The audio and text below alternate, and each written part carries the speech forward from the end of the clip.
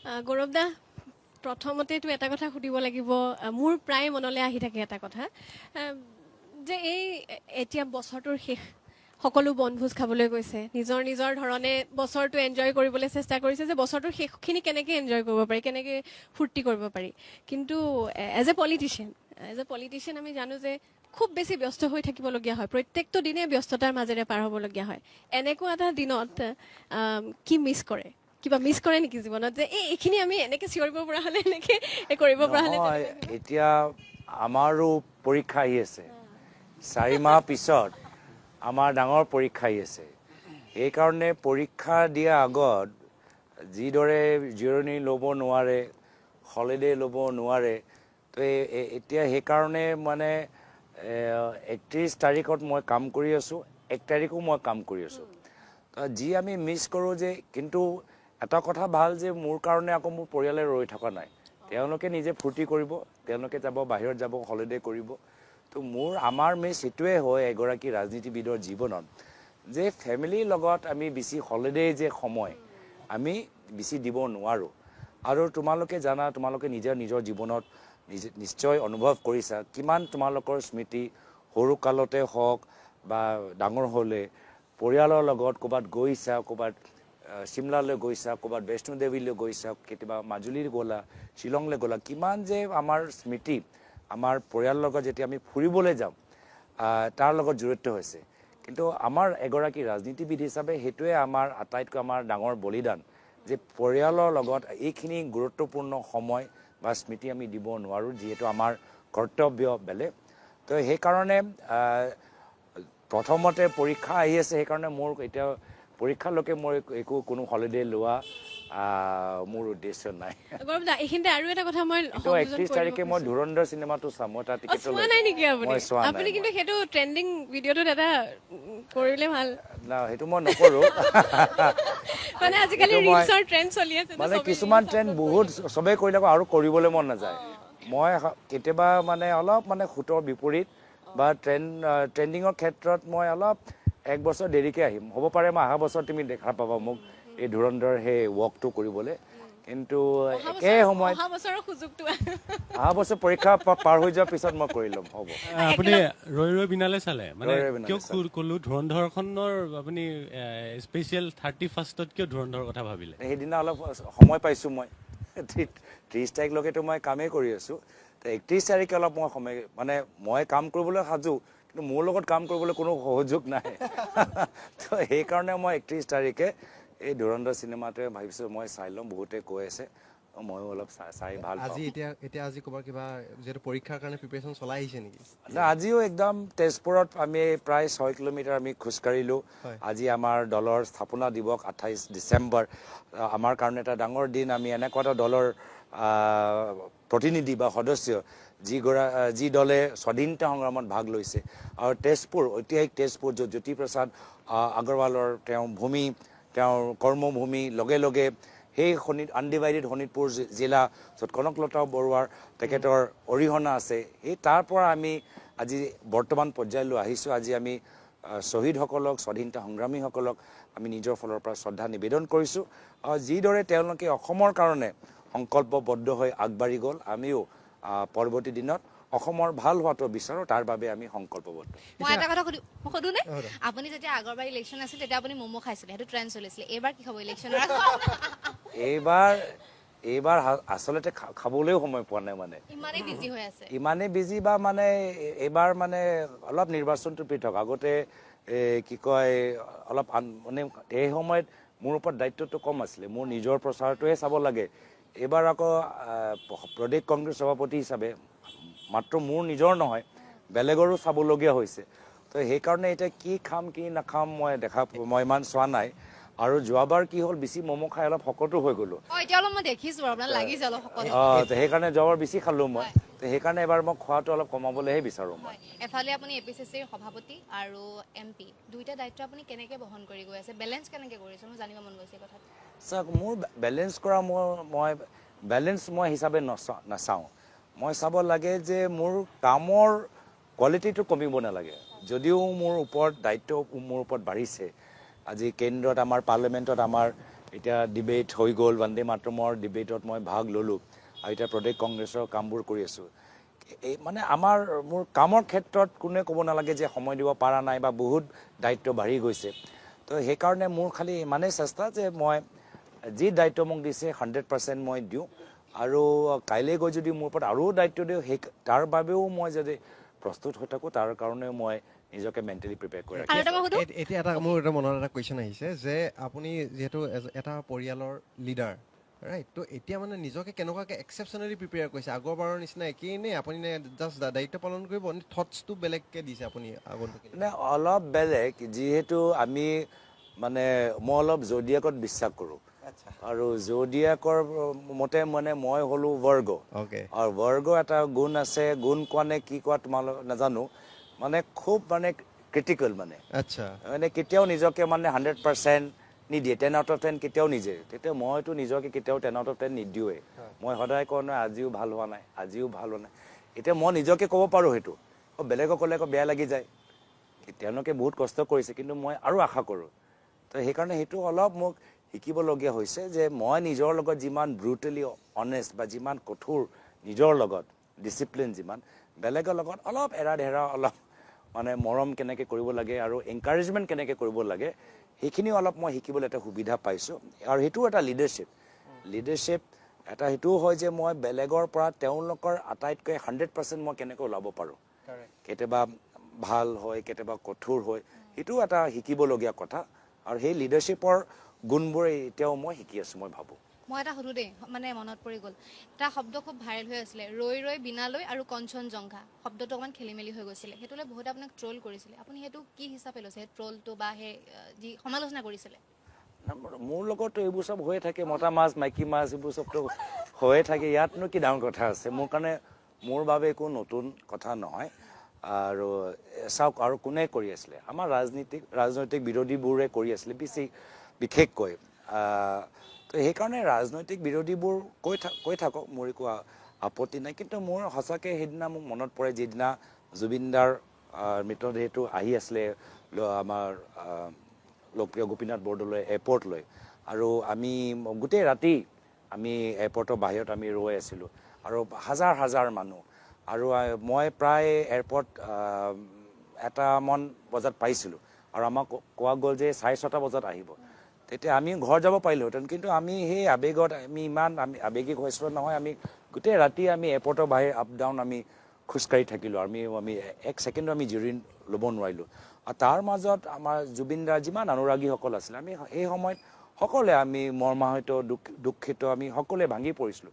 আৰু সেই সময়ত তেওঁলোকেও আমাক যিদৰে মানে আৱৰি ধৰিছিলে বা আমাক এটা স্থান দিছিলে, যে তেওঁলোকৰ এই দুখৰ সময়ত আমিও মানে তাত উপস্থিত থাকিব পাৰোঁ, সেই সুযোগটো জুবিনদাৰ ফেন ক্লাবৰ পৰা মই যি সেই সময়ত পালোঁ, মই তাৰ বাবে কৃতজ্ঞ। এখন ফটো ভাইৰেল হৈছিলে আপুনি ৰৈ থকাৰ সেইদিনাৰ, বিমানবন্দৰৰ বাহিৰত যেতিয়া আপুনি ৰৈ আছিলে, সেই ফটোখন আমিও ৰিপৰ্ট কৰিছিলোঁ। সকলোৱে সেই কথাটো চৰ্চা কৰিছিলে যে এনেকৈ সাংসদ গৌৰৱ গগৈ এনেকৈ ৰাতিটো ৰৈ থাকিলে জুবিন গাৰ্গৰ বাবে। এই জুইকুৰা যিকুৰা আমি সন্মুখত বহি আছোঁ, ঠিক এনেকুৱা একুৰা জুই কিন্তু প্ৰত্যেকগৰাকী অসমীয়াৰ মনত আজিও জ্বলি আছে। বহুত কিবা কিবি কোৱা হ'ল, ন্যায় প্ৰক্ৰিয়াও চলি আছে, কিন্তু বহুত অসন্তুষ্টিও আছে। আমি যদি সকলোবোৰ কথা এৰাইও চলোঁ, ৰাজনৈতিক অৰাজনৈতিক প্ৰতিটো কথা এৰাই চলিলেও জুবিন গাৰ্গক এৰাই চলিব নোৱাৰোঁ। গতিকে সেই কথাটোক লৈ আপুনি আজিৰ তাৰিখত কি উপলব্ধি কৰে? মোৰ মতে অসমীয়া সমাজত এটা ভূমিকম্প সৃষ্টি হৈ গ'ল, আৰু সেই ভূমিকম্পৰ পৰা আমি এতিয়াও নিজকে উদ্ধাৰ কৰিব পৰা নাই।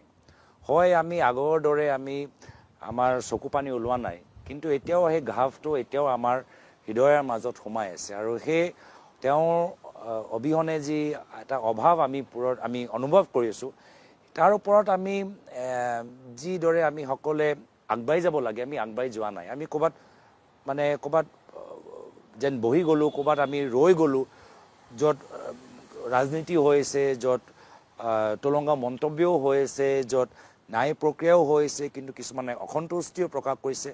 সেইটোৱে দুখ লাগে যে যিগৰাকীয়ে ইমান অসমীয়া সমাজক ইমান দিলে, আজি তেখেতৰ মৃত্যুৰ পিছতো যে আমি এনেকুৱা এটা প্ৰশ্ন কৰা স্থিতিত আছোঁ, সেইটোৱে মোৰ বাবে আটাইতকৈ দুৰ্ভাগ্যজনক কথা। আজিৰ তাৰিখত আমাৰ মনত এটা সান্তনা থাকিব লাগে যে বাস্তৱ তথ্যবোৰ আমি জানো, কোনো ৰাজনীতি হোৱা নাই।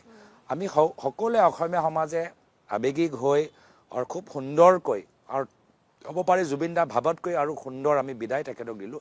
কিন্তু সেয়া লৈ যে এতিয়াও যে প্ৰশ্ন কি হ'ল কি নহ'ল, কাৰ নাম চাৰ্জশ্বিটত সোমাইছে, কাৰ নাম সোমোৱা নাই, ইহঁতৰ ভিতৰত এইকেইটা আছিলে এইকেইজন নাই, আৰু সঁচাকৈ মানে মোক য'ত মই একদম মোৰ খং উঠে এয়া হ'ল যে কিছুমান চক্ৰ এতিয়া যে চৰিত্ৰ হনন কৰিবলৈ চেষ্টা কৰি আছে, কিছুমানে এতিয়াও গৰিমা বৌ আৰু পৰিয়ালবৰ্গৰ ওপৰত হেঁচা প্ৰয়োগ কৰিবলৈ বিচাৰিছে, কিছুমানে জুবিন ক্ষেত্ৰত কেইটা বজাত যাব পাৰোঁ কেইটা বজাত যাব নোৱাৰোঁ, জুবিন গাৰ্গ ভাৰত ৰত্ন পাব লাগে নালাগে, মানে এইখিনি যে মানে এতিয়াও যে কিছু টলঙা মন্তব্যবোৰ যে আমি শুনি আছোঁ, সেইটো মোক আটাইতকৈ মোৰ বাবে দুৰ্ভাগ্যজনক কথা। 100 দিন পাৰ হৈ গ'ল জুবিন গাৰ্গ নোহোৱা হোৱা, আজি 102 দিন পাৰ হৈ গ'ল। কালি আমি গৈছিলোঁ কাহিলীপাৰাৰ ঘৰটোলৈ গৈছিলোঁ, এতিয়াও একদম সাংঘাতিক ধৰণৰ কাণ তাল মৰা এটা নিস্তব্ধতা।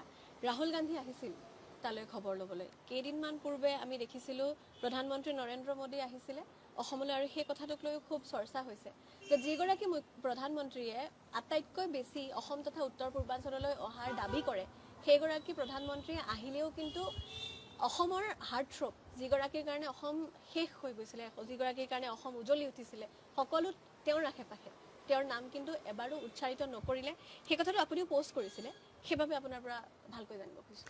চাওক, মোক মনত পৰে যেতিয়া ৰাহুল গান্ধী ডাঙৰীয়া অসমলৈ আহিছিল, সেই সময়ত বহুতে ক'লে আগতে কিয় নাহিল, এতিয়া আহিছে, কিয় আহিছে, 30 দিনৰ পিছত আহিছে, ইমান দেৰি হ'ল।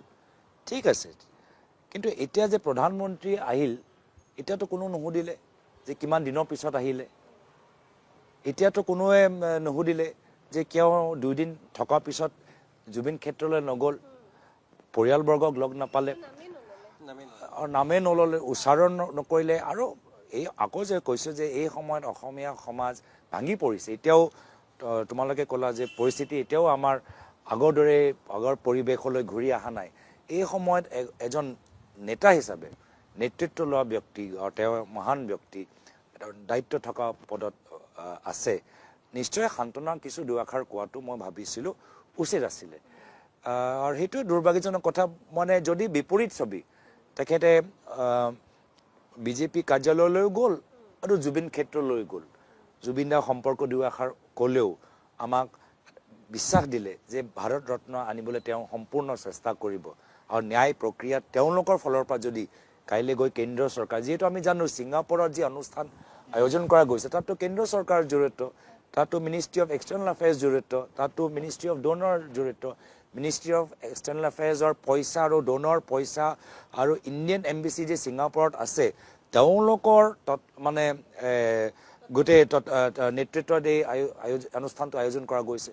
তো কেন্দ্ৰ চৰকাৰৰ পৰা যি কৰিবলগীয়া আছে তেওঁলোকে কৰিব, এইখিনি কথা ক'লেও মই ভাবোঁ ভাল হ'লহেঁতেন, কিন্তু এইখিনিও নক'লে সেইটোৱে দুখ লাগে। মই চাওক, আমি বিৰোধী হিচাপে আমি এটা কথা ক'বলৈ, এটা অভিযোগ দাঙি ধৰিবলৈ এটা সুযোগ পালোঁ, কিন্তু মই বেছি ভাল পালোহেঁতেন কি যদি এই সুবিধাটো মই নাপালোহেঁতেন, আৰু প্ৰধানমন্ত্ৰী আমি কোৱাৰ দৰে জুবিন ক্ষেত্ৰলৈ গ'লেহেঁতেন আৰু পৰিয়ালবৰ্গকো লগ পালেহেঁতেন, মই বেছি ভাল পালোঁ। অথচ কিন্তু সেই একেখিনি মানুহে নিজকে প্ৰকৃত অনুৰাগী বুলি দাবী কৰি প্ৰচেছন উলিওৱা আমাৰ মনত পৰে। নাই, এইটোৱে দুখৰ কথা, মানে কোনফালে গৈ আছোঁ, মানে আমাৰ স্থিতিটো পৃথক। আমাৰ স্থিতিটো হ'ল যে জনসাধাৰণে কি বিচাৰে, আমি ৰাইজৰ লগত আছোঁ, আৰু কেতিয়াবা মই ৰাইজৰ চিন্তা বিপৰীতেও মই কথাবোৰ কৈছোঁ।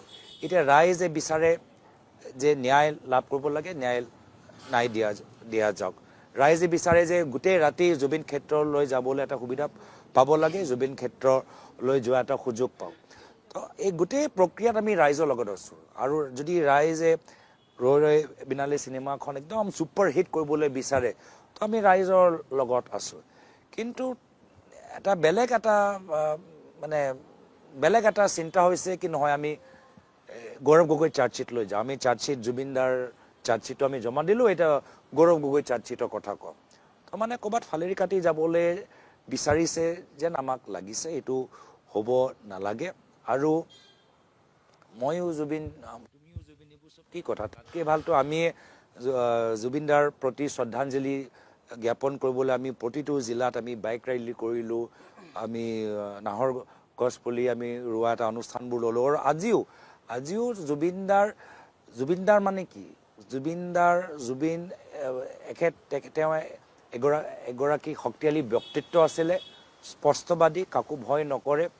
সেই স্পষ্টবাদী, কাকো ভয় নকৰা সেই ভাৱটো আজিৰ তাৰিখত আমি অসমৰ সমাজৰ ভিতৰত সোমাই লৈ যাব পাৰোঁ নে নোৱাৰোঁ, এটা সেইটো আমাৰ চেষ্টা। আজিৰ তাৰিখত বহুতে সেই স্পষ্টবাদী হ'বলৈ পৰা নাই, মুখখনটো লাহে লাহে বন্ধ হৈ গৈছে, ভয়ত বন্ধ হৈ গৈছে। আজিৰ তাৰিখত ভয় নকৰাকৈ এতিয়া ভয় কৰিবলৈহে লৈছে। সেই জুবিনদাৰ সেই ব্যক্তিত্বটো আমি সমাজৰ মাজত যে স্পষ্টবাদী, ভয় নকৰোঁ। তাৰপিছত তেওঁৰ তৃতীয়ৰ মই যদি কওঁ যে তেওঁৰ তৃতীয়ৰ আদৰ্শ মই কি গ্ৰহণ কৰিছোঁ, যে তেওঁ এগৰাকী প্ৰাউড এছমিছ, অসমলৈ কিমান গৌৰৱ অনুভৱ কৰিছিলে যে অসমত যে চাহ আছে, ৰাইন' আছে, তেল আছে, গড় আছে, জুবিনদা আছে, কিমান ভাল সুন্দৰ দৰে অসমীয়া ভাষা তেওঁ গম পাইছিল, অসমীয়া সংস্কৃতি বুজি পাইছিল। অসমীয়া সংস্কৃতি যে তেওঁ আন্তঃৰাষ্ট্ৰীয় পৰ্যায়লৈ লৈ গ'ল, এতিয়া আমি তেখেতৰ মানে নেক্সট জেনেৰেশ্যন হিচাপে আমি সেই অসমীয়া সংস্কৃতিটো ধৰি ৰাখিব পাৰিছোঁনে বা আমি লৈ যাব পাৰিছোঁনে? নে আজি আকৌ কোনোবাই কয় যে শংকৰ ৰাজান কি অসম বা আজি বাঘ হাজৰিকা কাল্পনিক, এইখিনি কথা জুবিনদা কেতিয়াও নক'লেহেঁতেন মোৰ মতে। তো এয়া হ'ল তেওঁৰ অবিহনে তেওঁৰ ব্যক্তিত্বৰ তিনিটা গুণ যে আজি মই ভাবোঁ আমাৰ দায়িত্ব যে ধৰি ৰখা আৰু অসমৰ সমাজৰ মাজত ব্যাপকভাৱে সেইটো লৈ যোৱাটো। মই কৈ দিছোঁ বাৰু, মানে একদম মনত কুটকুটাই আছে যে আপুনি অলপ আগত ক'লে যে বাক স্বাধীনতাটো ভয় কৰে। এতিয়া আমি ইভাগে মানে কোনো ছ'চিয়েল মিডিয়াত নহয়, ইভাগে ফেচ টু ফেচ যেতিয়া লগ পাওঁ বহুত কথা কয়, এইটো নকবি। এতিয়া ময়ো কেতিয়াবা ভিডিঅ'ত যেতিয়া কওঁ এইটো কেলে ক'লি, ফোন আহি যায়, এইটো ক'লে আকৌ তোক উঠাই নিব চাবি। দেখিছে আমাৰ ভিক্টৰ দাসে হওক আৰু বিকাশ অসমেই হওক। তো আপুনি এই বাক স্বাধীনতাটোক লৈ বৰ্তমান সময়ত কি বুলি ক'ব? ছাৰ, মই যে দেখিছোঁ আজি অলপ মানে কথাটো অলপ একাডেমিক লাইনত লৈ গৈছোঁ যে আজিৰ তাৰিখত যিসকল ৰাজনীতি কৰি আছে তেওঁলোকে ভৱিষ্যত সমাজখন লৈ দুটা বেলেগ পৃথক মানে উদ্দেশ্য লৈ ৰাজনীতি কৰি আছে। এটা দৃষ্টি হ'ল যে মই গোটেই সমাজটোক কব্জাত কৰি ৰাখোঁ, সমাজৰ কাৰণে মাজে মাজে কিবা কাম কৰি থাকিম, ৰাস্তা বনাই থাকিম, স্কুল কিবা এটা কৰি থাকিম, মাজে মাজে কিবা এটা আমি পইচা দিম, কিন্তু সমাজে মোক ধৰি একো প্ৰশ্ন কৰিব নোৱাৰে। সমাজ মনে মনে বহি থাকক, চব পাই থাকিব, বেছি হুলস্থুল কৰিলে চব কাটি দি দিম মই। এটা হ'ল এই লাইনটো, তেতিয়া ভাবে এইটো হ'ল এনেকৈ থাকিলে মই সদায় ক্ষমতাত থাকিম, 30 বছৰ থাকিম, 40 বছৰ থাকিম, এইটো কৰিলে। আৰু এটা পৃথক হ'ল যে নহয়, আজিৰ তাৰিখত সমাজ আৰু শিক্ষিত, আজিৰ তাৰিখত সমাজৰ ওচৰত টেকন'লজি আছে, আজিৰ তাৰিখত আমি সমাজক প্ৰজাৰ দৰে নহয়, সমাজক নাগৰিক দৰে সন্মান কৰাটো উচিত, আৰু বেছি সুবিধা দিয়া, আৰু বেছি ক্ষমতা দিয়া, সকলোৱে ভোট দিয়ক, সকলোৱে প্ৰশ্ন কৰক, সকলোৱে RTI ফাইল কৰক, সকলোৱে কাইলৈ গৈ যদি নিজৰ দল খুলিবলৈ বিচাৰে নিজৰ দল খোলক, সকলোৱে যদি নিজৰ ইলেকশ্যন থিয় হ'বলৈ বিচাৰে থিয় হওক, সকলোৰে মাজত স্বাধীনতা। সেইটো কেতিয়াবা আমাৰ বিপৰীতো পৰিব, কিন্তু তাৰ বাবে আমি সাজু। কিয় আমি ভাবিছোঁ সমাজ তেনেদৰে আমি একত্ৰিত হৈ থাকিম, যিহেতু আমাৰ সমাজৰ মাজত যথেষ্ট আমাৰ পাৰ্থক্য আছে, ধৰ্মৰ লৈ পাৰ্থক্য, ভাষা লৈ পাৰ্থক্য, প্ৰান্ত লৈ পাৰ্থক্য। একতা তেতিয়াই থাকিব যেতিয়া আমি সকলোকে সুবিধা দিম। যদি বেছি টাইটলি আমি কণ্ট্ৰল কৰিবলৈ বিচাৰোঁ, এটা সময়ত বিস্ফোৰণ এটা হ'বই। যি বিস্ফোৰণ আমি বাংলাদেশত দেখিছোঁ, যি বিস্ফোৰণ আমি নেপালত দেখিছোঁ, যি বিস্ফোৰণ আমি শ্ৰীলংকাত দেখিছোঁ, তোমালোকে জেনজিত কিমান দৰে তুমি এনেকৈ ধৰি ৰাখিব পাৰিবা? নোৱাৰিবা। তোমালোকে পুলিচ যিমান লগোৱা, জেনজি যেতিয়া ওলাই যাব ৰাস্তাটো আমি দেখিছোঁৱে, ডাঙৰ ডাঙৰ চৰকাৰ তলত পৰি গৈছে, লিবিয়াত চৰকাৰ পৰি গৈছে। তো সেইকাৰণে আমাৰ কথা হ'ল যে সমাজ সুস্থ হৈ থাকক, কেতিয়াবা আমি ক্ষমতা থাকিম, কেতিয়াবা কোনোবা বেলেগে থাকিব, কিন্তু সমাজৰ ওচৰত অধিকাৰটো থাকক। তো সেয়া লৈ আমি বাক স্বাধীনতা বিচাৰোঁ, কিছুমানে বাক স্বাধীনতা নিবিচাৰে। বহুত বেছি চিৰিয়াছ হৈ অকণমান লাইট কৰি দিওঁ। জুবিনদাৰ আপুনি কোনটো গান ভাল পায় বেছিকৈ? জুবিনদাৰ মানে একচুৱেলি মই আজিৰ তাৰিখত কি বিচাৰি আছোঁ যে তেওঁ কিছু বৰগীত গাইছিল, সেইখিনি নাম প্ৰসংগ তেওঁ গাইছিল সেইখিনি অলপ মই বিচাৰি আছোঁ। মোক মনত পৰে যেতিয়া মোৰ পিতৃ ঢুকাইছিল আৰু আমি গুৱাহাটীত এমহীয়া অনুষ্ঠানটো পাতিছিলোঁ, সেই সময়ত জুবিন দা আহিলে আৰু জুবিন দাই ক'লে ময়ো গান গাম। আমি সেই সময়ত ভাবা নাছিলোঁ যে জুবিন দা আহি মানে গান গাব। আমি জানো যে জুবিন দা প্ৰায়তো তৰুণ গগৈদেৱক বহুত শ্ৰদ্ধা কৰিছিল, কিন্তু গান যে গাব আমি ভাবা নাছিলোঁ আৰু আমি সুধিবলৈও আমি সাহস কৰা নাছিলোঁ। কিন্তু তেওঁ আহিলে আৰু যি তেওঁ মানে প্ৰকাশ কৰিলে সেইটো খুব মানে ভাল লাগিলে। আৰু আজিৰ তাৰিখত মই তেখেতৰ আগৰ গান কিছুমান দীপলিনাৰ লগত গোৱা গানবোৰ শুনি আছোঁ। মায়াবিনী নিশ্চয় মই চাই আছোঁ। ৰৌৰে বিনালৈ মই চাই আহিলোঁ, আকৌ কেতিয়াবা চাব পাৰোঁ। আৰু ৰৌৰে বিনালৈত এটা গান, সেই গানটো খুব ভাল লাগে, মানে যে যে কনচাৰ্টৰ সেইখন গান মানে মোক ভাল লাগে। আৰু আটাইতকৈ মানে আজিৰ তাৰিখত যিহেতু মানে তেখেতৰ ব্যক্তিত্ব আৰু তেখেতৰ ইণ্টাৰভিউ যিখিনি কথা কৈ গ'ল, সেইখিনি লৈ মই আৰু তেখেতক মই জানিবলৈ এটা সুযোগ পাইছোঁ। তেওঁ যদি আপোনালোকে তেওঁৰ লাষ্ট ইণ্টাৰভিউ যদি চাই আমাৰ ৰীতা চৌধুৰী বাইদেউৰ লগত, তেওঁ যে ক'বলগীয়া হ'ল যে তেওঁ এনেকুৱা এটা সময়ত তেওঁ এগৰাকী যন্ত্ৰৰ দৰে কাম কৰিবলগীয়া হৈছে। সেইটো কিমান ডাঙৰ কথা ক'লে যে তেওঁৰ পৰা কৰোৱা গৈছে, মানে কিমান হ'ব পাৰে এক্সপ্লইটেশ্যনো হৈছে, কিমান তেওঁক মিছ ইউজ কৰা গৈছে, এক্সপ্লইট কৰা গৈছে। সেইখিনি কথাটো আমি কেতিয়াও দেখা পোৱা নাই বা আমি মন নিদিওঁ। তো সেইখিনি কথা যে সেই সময়ত ক'লে মই ৰীতা চৌধুৰী বাইদেউ কেতিয়াও পোৱা নাই, কিন্তু সেইখিনি কথা যে ওলাই জুবিনদাৰ এজন আমাৰ কাৰণে ডাঙৰ এজন মহামানৱ, কিন্তু তেওঁলৈও কিছু অন্যায় যে হৈছে জীয়াই থকা সময়তো, সেইখিনি কথা যে ক'লে আৰু বিভিন্ন কথা তেওঁ অসমীয়া ভাষা সংস্কৃতিৰ ওপৰত যিখিনি ক'লে, সেইখিনি অলপ মই চাই মই যথেষ্ট অনুপ্ৰাণিত হৈছোঁ। গান অলপ গুণগুণাই দিব পাৰিব নেকি? আপুনি কেতিয়াও নাগায়, আপুনি কেতিয়াও নাগায়।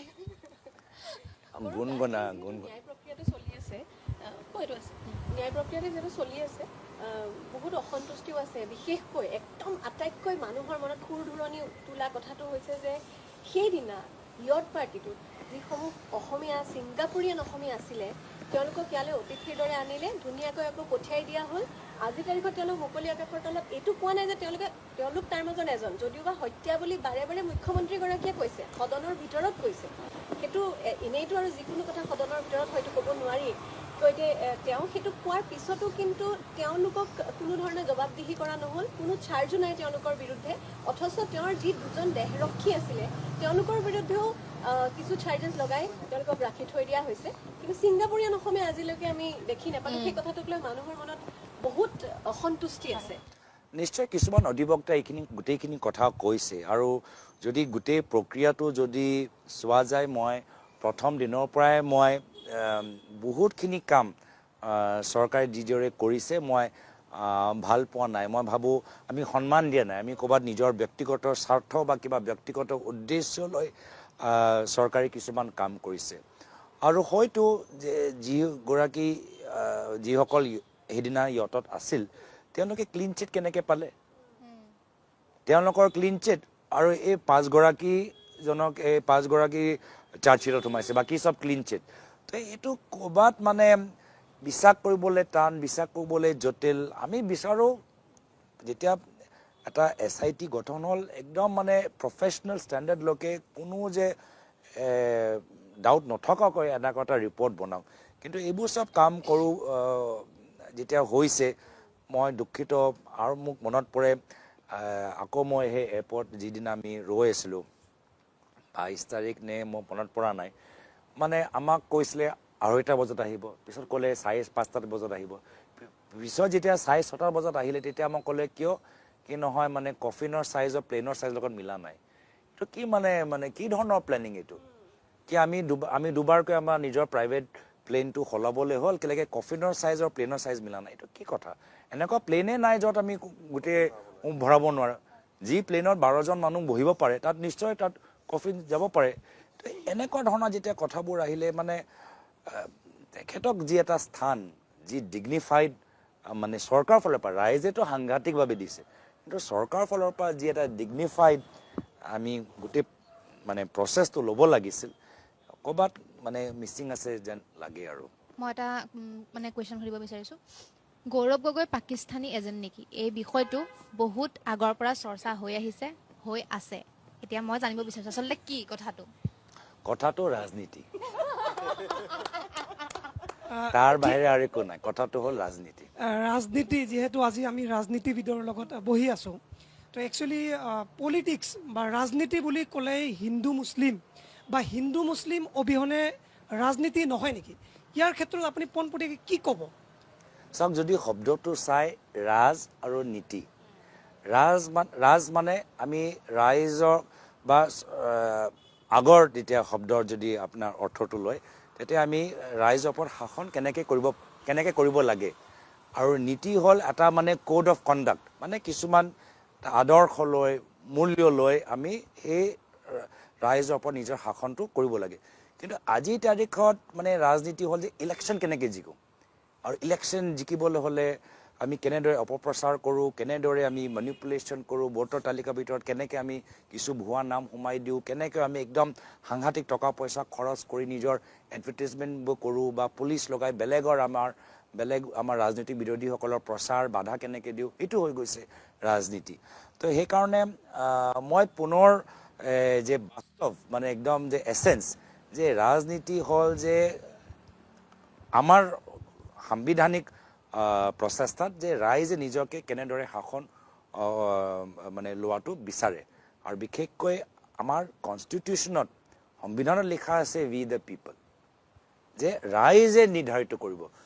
ইয়াত সংবিধানত লিখা নাই যে we the people will elect a king, যিজনে আমাক ওপৰত শাসন চলাব, যে জনসাধাৰণে এজন ৰজা বা জনসাধাৰণ এজন মহাৰাজাক নিযুক্তি কৰিব, যিগৰাকী আমাৰ ওপৰত 5 বছৰ যি ইচ্ছা আছে তেনেকৈ চলিব।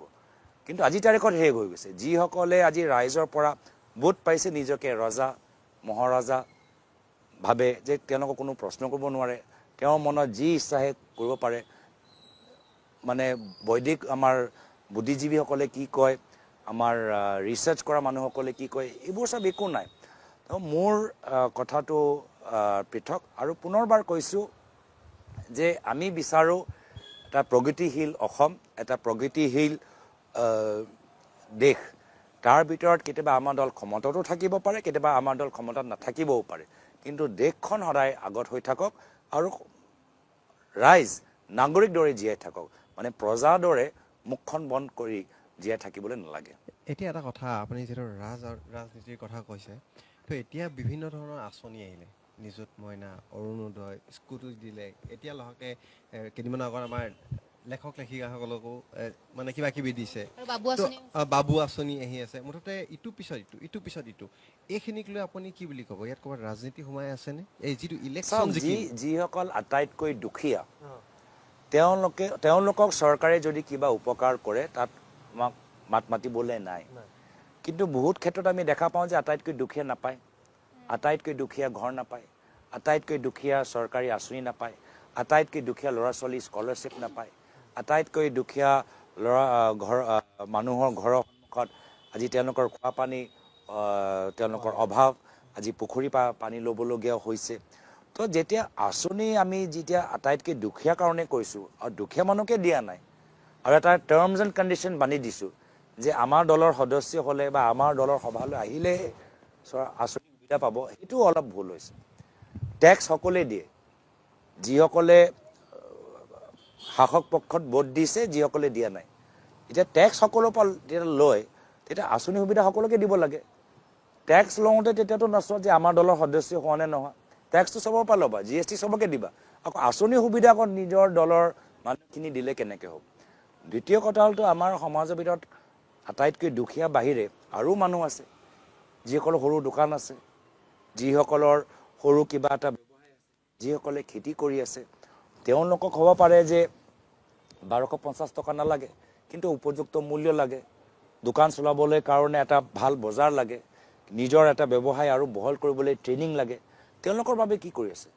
আৰু ওপৰ শ্ৰেণী আছে, যিসকল মেট্ৰিক পাছ, যিসকল কলেজ শিক্ষিত, তেওঁলোকে এতিয়া চাকৰি বিচাৰে, তেওঁলোকে প্ৰাইভেট ছেক্টৰত চাকৰি বিচাৰে। তেওঁলোকৰ কাৰণে আমাৰ নিজি ক্ষেত্ৰত কি কৰা গৈছে? তো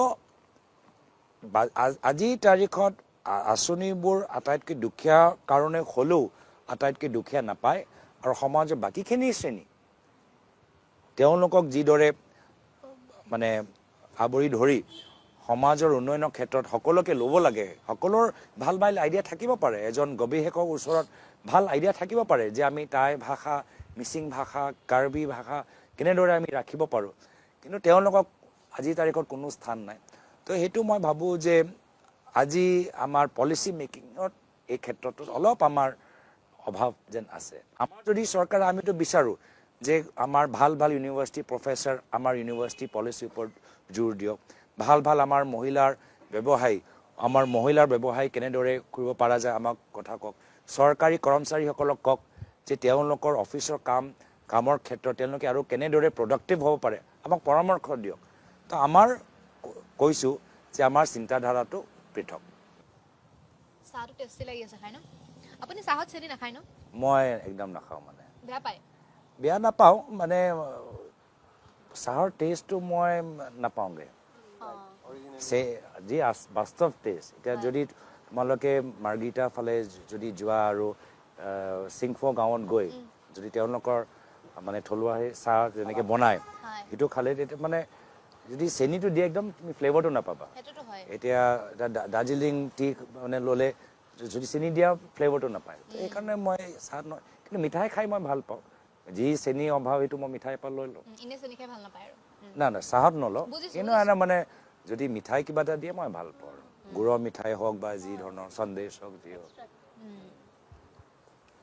ছাৰ এটা মোৰ প্ৰশ্ন আছিলে কেতিয়াবা দুখ লাগে যে বৰ্তমান ৰাজনৈতিক নেতা দলবিলাকৰ কথা কৈছোঁ ভোটৰ বাবে কিমান সমাজখনক মানে কলুষিত কৰিছে আৰু সমাজখনত এটা গণ্ডগোলীয়া পৰিৱেশ সৃষ্টি কৰিছে প্ৰথম কথা কংগ্ৰেছ আপোনালোকৰ দলে চেণ্টিমেণ্টটো হিট কৰে মুছলমানৰ টাৰ্গেট কৰি বৰ্তমান বিজেপিয়ে হিট কৰে হিন্দুক টাৰ্গেট কৰি এইটো কিয় হয় এইটো কিয় কৰে তাৰ ওপৰত আপোনালোকৰ একো ভিজন নাই নেকি যে আপোনালোকৰ মই একেবাৰে সুধি আছোঁ আপোনাক যে আপোনালোকে কংগ্ৰেছে মুছলমানখিনিক মানে ইম'চনেলি এটেক কৰি ভোটটো নুখুজিলে বিজেপিয়ে হিন্দুসকলক ইম'চনেলি এটেক কৰি ভোট নুখুজিলে নহ'বই নেকি নে আপুনি যিহেতু এতিয়া প্ৰেচিডেণ্ট আপুনি নতুন কিবা ভিজন ভাবিছে নেকি 2 নম্বৰ পইণ্ট আপুনি যিহেতু জেনজিৰ কথাটো ক'লে মুক্ত কথা কোৱাৰ কথাটো ক'লে আমি দেখোঁ যেতিয়া নিউজ খোলোঁ মুখ্যমন্ত্ৰী মহোদয়ে আপোনাৰ এগেইনষ্টত কিবা কৈ আছে আপোনালোকৰ দলৰ এগেইনষ্টত কিবা কৈ আছে আৰু আপোনালোক ব্যস্ত হৈ আছে তাৰ ৰিপ্লাই দিয়াত আপুনি ক'ত ভাত খালে কাৰ গাৰ্লফ্ৰেণ্ডে ক'ত গৈছিল কেতিয়া গৈছিল কিন্তু কেতিয়াও এডুকেশ্যনক লৈ পেলাই কেতিয়াও আজি আমি চিন্তা কৰিব লাগে যদিও GMCH আছে যদিও মেডিকেল কলেজ হৈ উঠিছে কিন্তু আমাৰ স্বাস্থ্য কিন্তু কৰিবৰ কাৰণে স্বাস্থ্যৰ চেকআপৰ কাৰণে হায়দৰাবাদ গৈ থাকিব লগা হৈছে চকুৰ কাৰণে নেপালত গৈ থাকিব লগা হৈছে আজিলৈকে আমি সেই ছবিখন নেদেখিম নেকি যে আপুনি যেতিয়া মিডিয়াত আহিব মিডিয়াত আপুনি ভিজনটো কি দেখি আছে আমি ৰিপ্লাইবিলাক মানে মই যে পাৰ্চনেলি কৈছোঁ মানে আমি দেখি থাকোঁ খালি ৰিপ্লাই যিটোৱে বৰিং কৰে যিটো মানে সন্তুষ্ট নহয় তো এই দুইটা বিষয়ক লৈ আপোনাৰ মতামত মোৰ প্ৰথম কথাটো হ'ল কি যদি ৰাজনৈতিক দলবোৰে যদি তোমাৰ কথা পিছত যে এটা অসন্তুষ্টি প্ৰকাশ কৰিছা যদি ৰাজনৈতিক দলবোৰে যদি এইখিনি কথা বুজি নাপায় আৰু তোমাৰ কোৱাৰ দৰে একেখিনি কেতিয়াবা ধৰ্ম লৈ কেতিয়াবা জাতি লৈ সেইখিনিয়ে ৰাজনীতি কৰি থাকে সেইবোৰ দল বেছিদিন নাথাকে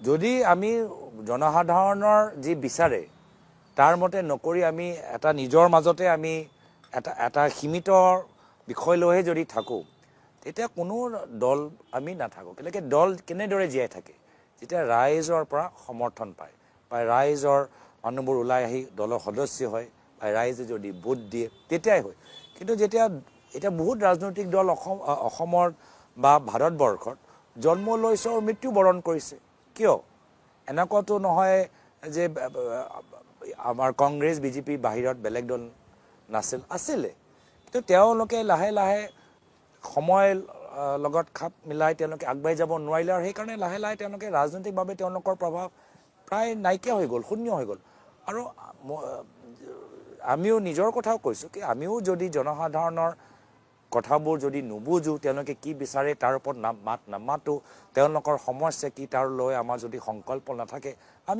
আমাৰো দল নাইকিয়া হৈ যাব তো সেইকাৰণে এইটো এটা প্ৰিন্সিপাল হিচাপে প্ৰতি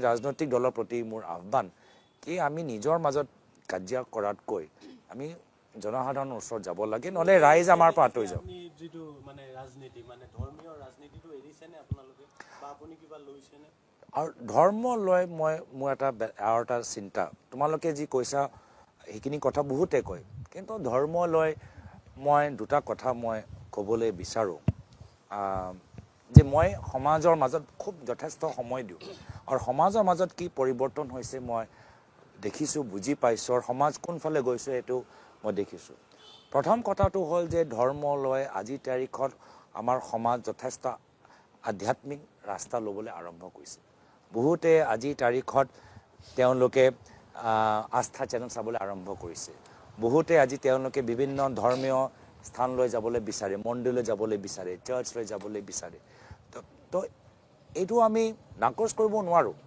আমাৰ ইতিহাস আমাৰ গোটেই আমাৰ বুৰঞ্জীত আমাৰ বেদাই কওক উপনিষদে কওক আমাৰ য'ৰ পৰা আমি আহিছোঁ য'ৰ পৰা ভাৰতীয় সংস্কৃতি য'ৰ পৰা ভাৰতীয় মূল্য য'ৰ পৰা জন্ম লৈছে আমিতো তাত পাহৰি যাব নোৱাৰোঁ আজি সেইকাৰণে এক প্ৰকাৰে আজি যে মানুহে ধৰ্মৰ লৈ আগতকৈ আৰু বেছি সময় দিছে মই এইটো স্বীকাৰ কৰিছোঁ বা ভালো পাইছোঁ বা স্বাগতম জনাইছোঁ কিন্তু কথাটো হ'ল যে আজি তেওঁলোকে যিদৰে মানে আগ্ৰহী হৈছে ভাল দিশত যাব লাগিছে আমি ভাল দিশত যোৱা নাই ধৰ্ম লৈ আমি বোধটো বিচাৰিব নালাগে ধৰ্ম লৈ আমি নিজৰ মাজত আমাৰ মনটো বহল হওক আমাৰ মন উদাৰ হওক আমাৰ সমাজৰ পৰা বেমাৰবোৰ আঁতৰি যাওক সেইটো লৈ ধৰ্ম আমাক যথেষ্ট গুৰুত্বপূৰ্ণ মূল্য শিকায় আৰু আজিৰ তাৰিখত এটা সময়ত আমি পশ্চিমৰ সভ্যতা লৈ বা পশ্চিমৰ সংস্কৃতি লৈ আমি যথেষ্ট আকৃষ্ট তেওঁলোকৰ ভাষা তেওঁলোকৰ গান এতিয়া লাহে লাহে আমি চব নিজৰ আমাৰ থলুৱা যে সংস্কৃতি তাৰ প্ৰতি আমি আহিছোঁ আমাৰ ধৰ্মীয় নীতি নিয়ম পৰম্পৰাৰ ফালে আহিছোঁ এক প্ৰকাৰে মই সেইটো স্বীকাৰ কৰিছোঁ দ্বিতীয় কথাটো হ'ল যে আমাৰ সমাজৰ মাজত কিছুমান বিশেষ ধৰ্মক বিভিন্ন ৰাজনৈতিক দলে যথেষ্ট তেওঁলোকক তুলংগা মন্তব্য তেওঁলোকৰ প্ৰতি ব্যৱহাৰ কৰি একদম তেওঁলোকৰ যে সমাজৰ মাজত যে ছবি সেই ছবিটো নাইকিয়া কৰি দিবলৈ বিচাৰে ইমান কথাবোৰ এনেকুৱা তুলংগা মন্তব্যবোৰ ক'ব এইটো আমাৰ কাৰণে সহ্য নহয় মই এগৰাকী হিন্দু হিচাপে মই বেলেগ ধৰ্মক গালি পাৰিলে মই আৰু হিন্দু হৈ নাযাওঁ বা মই এগৰাকী ইছলাম ধৰ্মক বিশ্বাস কৰি বেলেগ ধৰ্মক সমালোচনা কৰিলে মই পাক হৈ নাযাওঁ তো সেইকাৰণে এইটো কথাটো লৈ ময়ো ভাল নাপাওঁ কিন্তু নিজৰ ধৰ্মৰ প্ৰতি গৌৰৱ অনুভৱ কৰা কিন্তু আমাৰ ধৰ্ম কেতিয়াও বেলেগ ধৰ্মক সমালোচনা কৰা নিশিকায় সেইটো ৰাজনীতিবিদেহে শিকায় তো তাৰ পৰা আমাক সক্ৰিয় হ'ব লাগে আমি ধৰ্মৰ প্ৰতি আগ্ৰহী হ'ব লাগিব আৰু ধৰ্মত ৰাজনীতিবিদৰ স্থান আমি লাহে লাহে কমাই দিব লাগিব আৰু যিসকল মাইনৰিটিবোৰ যিসকল আমাৰ ধৰ্মীয় সংখ্যালঘু মানুহবোৰ আছে তেওঁলোকৰ ওপৰত অন্যায় হৈছে তেওঁলোকৰ ওপৰত অত্যাচাৰ হৈছে আজি খ্ৰীষ্টমাছৰ বৰদিনৰ দিনত আমি দেখিছোঁ নলবাৰীত কেনেদৰে খ্ৰীষ্টমাছৰ সামগ্ৰীবোৰ এটা বিশেষ সংগঠনে একদম তছ নছ কৰিলে এতিয়া তেওঁলোকে মাত নামাতিব নেকি তেওঁলোকে বহি থাকিব নেকি এটা বিশেষ ধৰ্মক আজি কৈছে যে আজান ফকীৰৰ অসমত কোনো স্থানে নাই তো আজান ফকীৰক মানা আমাৰ অসমীয়া আমাৰ মুছলমানসকলে কি মনে মনে থাকিব নেকি তেওঁলোকৰ নিশ্চয় নিজৰ কথাবোৰ ক'ব তেওঁতো আমি নাকচ কৰিব নোৱাৰোঁ তো এইখিনি যে আজি তেওঁলোকে কিছুমানে ক'বলৈ বাধ্য হৈছে যিহেতু আগতে কোনো তেওঁলোকক এনেদৰে তুলংগা মন্তব্য কৰি অপমানিত কৰা নাই তেওঁলোকৰ ইতিহাস লৈ কোনো প্ৰশ্ন দাঙা নাই তো সেইকাৰণে বিভিন্ন কথাবোৰ হৈ আছে আৰু আমি এটা সুস্থ পৰিৱেশ আমি গঢ় দিবলৈ বিচাৰোঁ আমি বিচাৰোঁ আমাৰ সমাজত এগৰাকী মানে প্ৰাউড এগৰাকী কাৰ্বি থাকক এগৰাকী স্বাভিমানী আহোম থাকক এগৰাকী স্বাভিমানী আমাৰ কাৰ্বি থাকক মিচিং থাকক স্বাভিমানী বড়ো থাকক স্বাভিমানী ভাষিক সংখ্যালঘু থাকক স্বাভিমানী ধৰ্মীয় সংখ্যালঘু থাকক আৰু আমি সকলোৱে আমাৰ এখন বৰ অসমৰ এটা অংশ হিচাপে নিজকে লৈ আমি অসমখন আমি আগুৱাই লৈ যাওঁ এতিয়া আপুনি এতিয়া ক'লে যে কাৰ্বি থাকক আহোম থাকক এতিয়া 6 জনগোষ্ঠীৰ কথাখিনি আহি আছে তাক লৈ আপুনি কি মতামত ল'ব 6 জনগোষ্ঠী যি ST কৰা জনজাতিকৰণৰ লৈ কথাখিনি আহি আছে তো তাক লৈ আপোনালোকৰ কি চাওক মই মাত্ৰ অসমৰ ভিতৰত দেখা নাই সমগ্ৰ পৃথিৱী দেখিছোঁ যে কিছুমান বিভিন্ন দেশত যিসকলে মানে খিলঞ্জীয়া ভাষাত যি কয় মানে তেওঁলোকৰ মানুহৰ মাজত এটা চিন্তা এটা সোমাই গৈছে যে নিজৰ ভৱিষ্যলৈ চিন্তা নিজৰ ভূমি লৈ চিন্তা নিজৰ ভাষা লৈ চিন্তা নিজৰ সংস্কৃতি লৈ চিন্তা নিজৰ থলুৱা উদ্যোগ লৈ এটা চিন্তা সেই চিন্তাটো আমি বুজিব লাগিব এই 6 জনগোষ্ঠী জনজাতিৰ দাবী মাত্ৰ এটা ৰাজনৈতিক দাবী নহয় ক'ৰবাত নে ক'ৰবাত নিজৰ ভৱিষ্যলৈ যে তেওঁ কিবা মনত কিবা চিন্তা পৰিছে সেইটো বুজিব লাগিব আৰু সেই চিন্তাটো আমি কেনেদৰে দূৰ কৰিব পাৰোঁ এই জনজাতিকৰণ যোগেদি হওক এই ভূমি সুৰক্ষাৰ যোগেদিয়ে হওক বিভিন্ন আইন যোগেদি হওক এইখিনি কথা আমাক বুজিব লাগিব তো মই সেই জনজাতিকৰণৰ দাবী মাত্ৰ জনজাতি সেই দাবী লৈ মই সীমিত নহয় 6টা জনগোষ্ঠী মানুহবোৰে যে নিজৰ ভৱিষ্যলৈ কিছু মনত প্ৰশ্ন আহিছে সেইটোৱে লৈ মই বেছি চিন্তিত আৰু সেই প্ৰশ্নবোৰ আমি কেনেদৰে দূৰ কৰিব পাৰোঁ সেয়ে লৈ আমি বিভিন্ন সময়ত আমি দীৰ্ঘদিনৰ প্ৰচেষ্টাৰ বাবে আমি কথাবোৰ পাতি আছোঁ গৌৰৱ দা এটা কথা মোৰ মনলৈ আহিছে যিহেতু আপোনাৰ লগত এনেকে আজি আমি খুব অৰাজনৈতিক কিছুমান কথাৰ মাজেৰে কিছু প্ৰাসংগিক কথা আমি পাতিছোঁ সমাজখনৰ গতিকে এটা কথা মোৰ মনলৈ আহিছে গৌৰৱ গগৈ পিতৃ প্ৰয়াত মুখ্যমন্ত্ৰী সকলোৰে প্ৰিয় মুখ্যমন্ত্ৰী তৰুণ গগৈ যেতিয়া মুখ্যমন্ত্ৰী আছিল তাৰ আগতে তেওঁ বহুত আগতেই ৰাজনীতিলৈ আহিছে আপুনি হয়তো তেতিয়া সৰু ল'ৰা বুলিয়ে মই ধৰি লৈছোঁ তেতিয়া আমি জানো যে যুৱক ক'ব পাৰা কিন্তু তুমি যুৱক নকৈ সৰু ল'ৰাটো ক'লা আৰু এইটো প্ৰাসংগিক কথাই ক'লা তুমি মোক যি কৈছে মানে আপোনাক সৰু ল'ৰা বুলি কৈছে কাৰণ তেওঁ ঠিক আছে হ'ব মই জানো যে আমি গম পোৱা মতে গৌৰৱ গগৈ শেষত হ'লেও প্ৰেছ কনফাৰেন্সো যেতিয়া কৰি থাকে গৌৰৱ গগৈ শেষৰ চকীখনত বহি সেই প্ৰেছ কনফাৰেন্সখন চাই থাকে পিতৃয়েনো কেনেকৈ সম্বোধন কৰিছে পিতৃয়েনো কি কথা কৈছে তাৰ পৰা সেই কথাখিনিৰ পৰা এই পৰ্যন্ত এতিয়া এটা দলৰ সম্পূৰ্ণ দায়িত্ব এনেকুৱা এটা সময়ত আপোনাৰ হাতলৈ সেই দায়িত্ব আহিছে যিটো সময়ত সমগ্ৰ অসমৰ মানুহে ক'ৰবাত এটা সকাহ পাইছে যে এতিয়া হয়তো এটা শক্তিশালী বিৰোধী দল বৰ সাংঘাতিক ধৰণে আমি দেখা সেনাপতি যেতিয়া নিজেই গৌৰৱ গগৈ গতিকে এটা বেলেগ ধৰণৰ এটা ফলাফল হ'ব বুলি সকলোৱে আস্থা ৰাখিছে আজিৰ তাৰিখতো বহুত প্ৰত্যাহ্বান আছে দলৰ ভিতৰত আছে টিকট দিয়াক লৈ আছে মিত্ৰতাক লৈ আছে বহুত প্ৰত্যাহ্বান নিজৰ পৰিয়াল আছে নিজৰ স্বাস্থ্য আছে তাৰ মাজত কেতিয়াবা হঠাৎ তৰুণ গগৈক আপোনাৰ পিতৃক মিছ কৰা হয় নিশ্চয় লোকসভা নিৰ্বাচনৰ সময়ত আমি জানো যে আপুনি বহুত বেছি হয়তো মিছ কৰিছিল কিন্তু এইকেইদিনত যিহেতু এখন ডাঙৰ যুদ্ধ আছে বুলি কৈছোঁ আপোনাৰ ওপৰত ইমান আস্থা আছে মানুহৰ আমি যিহেতু নিজেই সংবাদদাতা আমি গম পাওঁ মানুহৰ ওচৰলৈ গ'লে সকলোৱে একেটাই কথা কয় যে গৌৰৱ গগৈৰ কাৰণে হয়তো কিবা এটা এবাৰ আমি বেলেগ দেখিবলৈ পাম ভাল বেয়াটো পিছৰ কথা হয়তো বেলেগ দেখিবলৈ পাম মই সেইকাৰণে আপোনাক কেতিয়াবা হয়তো বহুত ৰাতিও কেতিয়াবা এদিন হঠাৎ এটা মেছেজ কৰি পাওঁ যে গৌৰৱ দা কিবা এটা বেলেগ হ'ব যেন লাগে এইবাৰ কেতিয়াবা মিছ কৰেনে হঠাতে দেউতাক মই কি কয় তেওঁক মানে বহুত সময় মই তেখেতক পোৱা নাছিলোঁ যিহেতু মই সৰুকালত মই দিল্লীত আছিলোঁ তেওঁ দলৰ বিভিন্ন দায়িত্বত থকাৰ বাবে বহুত সময় মানে ভ্ৰমণ কৰি আছিলে বিভিন্ন ৰাজ্যত যাব লাগিছিল আৰু পিছত গৈ তেওঁ যেতিয়া মুখ্যমন্ত্ৰী হ'ল মই সেই সময়ত নিজৰ কলেজৰ জীৱন আৰম্ভ কৰিছিলোঁ আৰু মোৰ সেই সময়ত ৰাজনীতিত কোনো মোৰ মানে নিৰ্বাচনী ৰাজনীতিত মোৰ ইণ্টাৰেষ্ট নাছিলে মোৰ মন নাছিলে মই ৰাজনৈতিক ইতিহাস পলিটিকেল হিষ্ট্ৰী বা আমাৰ দেশৰ হিষ্ট্ৰী ইতিহাস পঢ়ি মই ভাল পাইছিলোঁ কিন্তু নিৰ্বাচনী ৰাজনীতি ইলেক্টৰেল পলিটিক্সৰ ওপৰত মোৰ ইমান মোৰ মন মই দিবলৈ বিচৰা নাছিলোঁ আৰু নিজৰ এটা ব্যক্তিগত যাত্ৰা সম্পূৰ্ণ কৰি যেতিয়া মোৰ মনে ক'লে কি নহয় যদি মই এটা প্ৰাইভেট কোম্পানী এৰি সামাজিক জীৱনত সোমাইছোঁ NGO লাইনত সোমাইছোঁ যদি মই সমাজৰ ভাল হোৱাটো বিচাৰোঁ ৰাজনীতি এটা ডাঙৰ আৰু এটা শক্তিশালী মঞ্চ য'ত বহুতখিনি কাম যি মই NGO থকা হ'লেও মই কৰিব নোৱাৰিলোহেঁতেন ৰাজনৈতিক মঞ্চৰ যোগেদি মই পাৰোঁ তেতিয়া মই ভৰি দিলোঁ আৰু তেতিয়া বহুত ওচৰৰ পৰা তেখেতক মই পাবলৈ এটা সুযোগ পালোঁ কিন্তু সেই সময়টো বেছি নাছিলে যিহেতু মই আহিলোৱে প্ৰায় সক্ৰিয় ৰাজনীতি 2011 চনত আৰু তেওঁ আছিলে আমাৰ লগৰ মাজত 2020 চনলৈকে মানে প্ৰায় 8-9 বছৰ কিন্তু সেই 8-9 বছৰত আজিৰ তাৰিখত যেতিয়া তোমালোকৰ কোৱাৰ দৰে ডাঙৰ ডাঙৰ প্ৰশ্ন আমাক তাৰ উত্তৰ বিচাৰিব লাগে বা ডাঙৰ ডাঙৰ আমাৰ সিদ্ধান্ত ল'ব লাগে, যি সিদ্ধান্ত মাত্ৰ মোৰ ব্যক্তিগত জীৱনৰ ওপৰত নহয় বা মোৰ ব্যক্তিগত ৰাজনৈতিক যাত্ৰাৰ ওপৰত নহয়, গোটেই দলৰ যাত্ৰাৰ ওপৰত, গোটেই দলৰ ওপৰত প্ৰভাৱ পেলাব পাৰে বা তোমালোকৰ কোৱাৰ দৰে গোটেই অসমীয়া ৰাজনৈতিক পৰিস্থিতিত এটা প্ৰভাৱ পেলাব পাৰে। আজিৰ তাৰিখত মই ভাবোঁ যে আৰু অলপ সময় তেখেতৰ লগত পালেহেঁতেন আৰু বহুতখিনি কথা মই শিকিব পাৰিলোহেঁতেন তেখেতক অবজাৰ্ভ কৰি। মই গোটেইখিনি কথা সদায় মানে বেলেগক চাইহে মই অধ্যয়ন কৰোঁ আৰু শিক্ষা গ্ৰহণ কৰোঁ। আৰু সেইকাৰণে সেই তেখেতৰ সংবাদমেলত মই মাত্ৰ মুখ্যমন্ত্ৰীৰ পুত্ৰ হ'লেই যে মই ফাৰ্ষ্ট ৰত বহিব লাগে বা মই তেখেতৰ লগত বহিব লাগে মই কেতিয়াও ভবা নাছিলোঁ।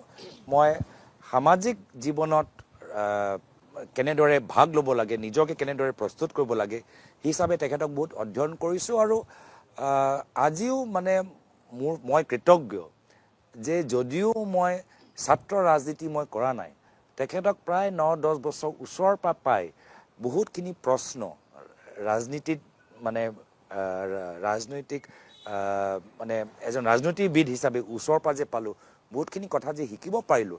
আজি মই ভাবোঁ যে আজিৰ তাৰিখত মই যেতিয়া মোৰ সন্মুখত ঢেৰ বিকল্প আছে যে আমি কেনেদৰে আগবাঢ়ি যাওঁ, তো তেখেতৰ পৰা যি মই জ্ঞান পালোঁ, মূল আদৰ্শবোৰ পালোঁ, আজিৰ তাৰিখত মোক যথেষ্ট সহায় কৰে আৰু তাৰ বাবে মই চিৰকৃতজ্ঞ। এটা ডাইলগ তেওঁৰ বাদ দিয়াহে খুব ভাইৰেল হৈছিলে, খুব ভাল, সেইটো সময়ত ভাইৰেল হৈছে যিটো সময়ত সামাজিক মাধ্যমত তেনেকুৱা প্ৰচাৰ কৰিব পৰাকৈ উপায় নাই। কিন্তু এটা কথা মন কৰিবলগীয়া, মানে মই ইয়াত এটা কথা কওঁ, মানে এইখিনি কথা কওঁতে মোৰ জুবিন দালৈ মনত পৰে। যিহেতু জুবিন দাও মানে নিজে কৈছিলে যে তেওঁ প্ৰয়াত তৰুণ গগৈদেৱক খুব ভাল পায় আৰু পিতৃৰ দৰে সন্মান কৰে আৰু দুয়োজনো স্পষ্টবাদী, দুয়োজনে ভয় নকৰে, দুয়োজনে প্ৰকৃতিক খুব ভাল পায়, দুয়োজনে অসমীয়া মূল্য, অসমীয়া আদৰ্শ ভাল পায়, দুয়োজনে অসমীয়া সংস্কৃতিক আগুৱাই লৈ যাবলৈ যথেষ্ট চেষ্টা কৰিলে। আৰু যেনেকৈ প্ৰয়াত তৰুণ গগৈদেৱৰ আইকনিক লাইন আছিলে বাদ দিয়াহে, আমাৰ জুবিন দাৰ মানে এটা শব্দ যি মই ব্যৱহাৰ কৰিব নোৱাৰোঁ আৰু এটা শব্দ তুমি ব্যৱহাৰ কৰিলা, এটা আছিলে। সেই কথাটো মই কিয় ক'লো, তাৰমানে যেতিয়া আমি দেখো যে মুখ্যমন্ত্ৰীগৰাকীয়ে কিন্তু আপোনাক এনেকে খুচি থকাটো যেতিয়া আপুনি ৰিয়েক্ট নকৰে, তেতিয়া ক'ৰবাত আকৌ তেওঁ সেই কথাটো কৈ থাকে যে মোক কিয় তেওঁ ৰিয়েক্ট কৰা নাই, এই যে মোক কিয় তেওঁ ৰিয়েক্ট মানে কৰা মই নাই, খুব ভাল পাওঁ কিয় মানে সেই কথাটোত মানে সেই বাদ যেতিয়া দিয়াটো সোমাই আছে নেকি? চাওক, মানে আপুনি মনতে ভাবে নেকি বাদ দিয়াহে? না মই খুব ভাল পাওঁ। মই যেতিয়া সদনৰ ভিতৰত বক্তৃতা দিওঁ আৰু যদি মই আমাৰ সন্মুখত থকা ৰাজনৈতিক বিৰোধীসকলৰ পৰা কোনো ধৰণৰ প্ৰতিক্ৰিয়া নাপাওঁ, তেতিয়া ভাবিছোঁ আজি মোৰ কথাবোৰ বহুত দুৰ্বল, মোৰ কামৰ কোনো প্ৰভাৱে পৰা নাই। যেতিয়া ৰাজনৈতিক বিৰোধীবোৰে যেতিয়া প্ৰতিক্ৰিয়া দিয়ে তেতিয়াহে আমি গম পাওঁ যে হয় আমাৰ কামৰ কিছু প্ৰভাৱ পৰিছে। তো সেইকাৰণে তেখেতৰ পৰা মোৰ সম্পৰ্কত যিমানবোৰ কথা ওলায়, মই এক হিচাপে প্ৰমাণ লৈছোঁ যে আমাৰ কামৰ কিছু প্ৰভাৱ তেখেতৰ মনৰ ওপৰত বা তেখেতৰ ৰাজনৈতিক চিন্তা চৰ্চাত দিছে, যাৰ বাবে তেওঁ প্ৰতিক্ৰিয়া দিবলৈ বাধ্য হৈছে। না মনতে মই নিজকে টিকেট দিওঁ, নিজকে ষ্টাৰ দিওঁ যে ভাল কাম কৰিলোঁ আজি। ছাৰ, আলোচনাৰ মাজতে এটা চেঞ্চিটিভ কুৱেশ্যন সুধোঁ। যিহেতু এগৰাকী ৰাজনীতিবিদৰ লগত বহি আছোঁ আৰু ৰাজনীতি ৰিলেটেড কিছু ইছ্যু আছে। প্ৰথম কথা হ'ল কি যে উচ্ছেদ লৈ আজি কংগ্ৰেছৰ কাৰ্যকাল এটা সময়ত আছিল, আজি বিজেপিৰ চলি আছে। মই কোনো পলিটিচিয়ান নহয়। এতিয়া কংগ্ৰেছৰ অপজিট পাৰ্টীয়ে কিছু সময়ত কিছু ধৰণৰ কথা উচ্চাৰণ কৰে যে আপোনালোকৰ যিখিনি উচ্ছেদ হৈ আছে তাৰে মাজত হিন্দু আছে, বঙালী আছে, খ্ৰীষ্টান আছে, মুছলমান বেছি আছে ধৰিলোঁ। এতিয়া যেতিয়া এই কুৱেশ্যনটো আমি কৰোঁ, অসমৰ মুখ্যমন্ত্ৰী ডাঙৰীয়াক কৰোঁ যে মামা এইটো কিয় কৰি আছে, তেতিয়া এটা কথা কিন্তু কয় যে কংগ্ৰেছে ভুল কৰি গৈছে। একচুৱেলি কংগ্ৰেছে কি এনেকুৱা ভুল কৰিছে যাৰ দিনত আজি ভুক্তভোগী? আৰু এটা কুৱেশ্যন ছাৰ, বাংলাদেশী। আজি মোৰ বয়স 23 বছৰ। মই যেতিয়াৰ পৰা বুজা পাওঁ যে বাংলাদেশী এটা শব্দ আছে, এটা মানে চেঞ্চিটিভ শব্দ বুলি ক'ব লাগিব বাংলাদেশী। যে বাংলাদেশী ৰাতিৰ ভিতৰত তাৰ কাটা পাৰ্কি দিয়া, তাৰপিছত ৰাতিপুৱা পুজ বেক কৰা। একচুৱেলি এই যে বেক কৰা যোনটো গেমিং কৰি আছে, এইটো মানে কংগ্ৰেছৰ দিনত কৰিছে নে বিজেপিৰ দিনত কৰিছে সেইটো মই নকওঁ। এই যে পুছ বেক, এই যে বাংলাদেশ ঠেলি পঠালে, ৰাতিপুৱা এটা নিউজ বাজিলে যে অসমৰ পৰা এজন শিক্ষকক বাংলাদেশৰ ইফালে পঠিয়াই দিয়া হ'ল ৰাতিকে, তথাপিও ৰাতিকে। এই যে চেঞ্চিটিভ যিবিলাক কাৰ্যক্ৰম চলি আছে, এইটো সাংবাদিক মানে কি ক'ম, এইটো সংবিধান মতে সেইটো যুক্তিপূৰ্ণ নেকি? মানে কি কাৰণত তেনেকুৱা হৈছে, কাৰ ভুলৰ কাৰণে? বা আপোনালোকৰ দিনত বাংলাদেশী আহিছিল নেকি, আনিছিল নেকি ভোটৰ কাৰণে? হয়, চাওক, এই কিছুমান প্ৰশ্ন নিজে অধ্যয়ন কৰাটো ভাল। মই আমাৰ দৃষ্টিৰে নিজৰ কথাবোৰ ক'ম, বেলেগ ৰাজনীতিবিদে নিজৰ দৃষ্টিৰে কথাও ক'ব। আমি কি বিচাৰোঁ, আজি আমি এটা অৰাজনৈতিক মঞ্চত আমি বহি আছোঁ। আমি বিচাৰোঁ যে সচেতন ৰাইজে নিজে অধ্যয়ন কৰি, নিজে তথ্যবোৰ যোগাৰ কৰি, নিজে বেলেগ বেলেগ চ'ৰ্চৰ পৰা সূত্ৰৰ পৰা তথ্যবোৰ লৈ নিজৰ এটা সিদ্ধান্তটো ল'ব। মই যি ক'ম সঁচা 100% মানিব লাগে সেইটো নহয়, বেলেগে যি কয় তেওঁলোকৰো 100% সঁচা কথা হিচাপে ল'ব নালাগে। তোমালোকে নিজৰ বুদ্ধি, নিজৰ বিবেক, নিজৰ অধ্যয়ন লৈ তোমালোকৰ নিজৰ এটা ৰাজনৈতিক সিদ্ধান্ত তোমালোকে লোৱাটো উচিত। আৰু আজিৰ তাৰিখত যদি মই ভাবোঁ যে আজিৰ তাৰিখত আমাৰ মানুহৰ ওচৰত ভূমি অধিকাৰ নাই, বা আমি মাটি পট্টা দিব পৰা নাই। কিবা বানপানীৰ কাৰণে তেওঁ মাটি হেৰুৱাইছে, গৰাখহনীয়াৰ কাৰণে মাটি হেৰুৱাইছে, বা তেওঁলোকক কেতিয়াবা অৰণ্যকৰ মাজতে তেওঁলোকক ঘৰ বনাবলৈ দিলে, এতিয়া লাহে লাহে এতিয়া আকৌ সেইখনেই ঘৰ ভাঙি দিছে। তো আজিৰ তাৰিখত আমাৰ লেণ্ড পলিচিটো যিমান সক্ৰিয় হ'ব লাগিছিল, সঠিক হ'ব লাগিছিল, হোৱা নাই। নহ'লে তোমালোকে দেখিবা য'ত এভিকশ্যন কৰিছে তাতেতো চৰকাৰী সুবিধাবোৰ দিছে। তাত কি চৰকাৰী স্কুল বনোৱা নাই? তাত কি চৰকাৰী আঁচনি ঘৰ দিয়া নাই? তাতকৈ চৰকাৰী কৰ্মচাৰীসকলে কাম নকৰে? যদি ইলিগেল, তেতিয়া চৰকাৰ আঁচনি তাত কিয় আছে? ঘৰ কিয় বনোৱা গৈছে? ৰাস্তা কিয় বনোৱা গৈছে? কাৰেণ্ট কিয় দিয়া গৈছে? পানী কিয় দিয়া গৈছে?